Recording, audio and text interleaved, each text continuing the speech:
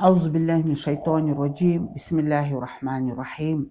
Урматтуу момун мусулмандар, бүгүн мен сиздер менен Арафат тоосунда турган көпчүлүк мусулмандардын каталары жөнүндө сүйлөшкүм келип атат.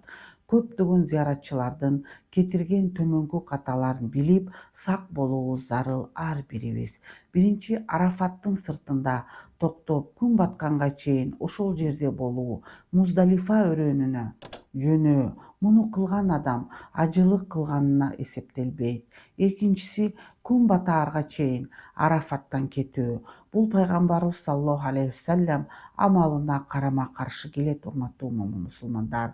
Үчүнчүсү, Арафат Жабалур Рахма тоосунун чокусуна чыгуу үчүн күч колдонуу, түртүшүү, таштарды ушалоо, тоонун чокусунда намаз окуу, мындай аракеттерди ден соолукка дагы, дене зыянына дагы тиет жана шариатка дагы дурус келбейт.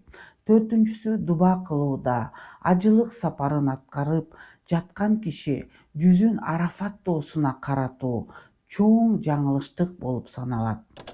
Сүннөткө ылайык дуба кылууда биз баардык мусулмандар жүзүбүздү Каабага буруп дуба кылышыбыз керек.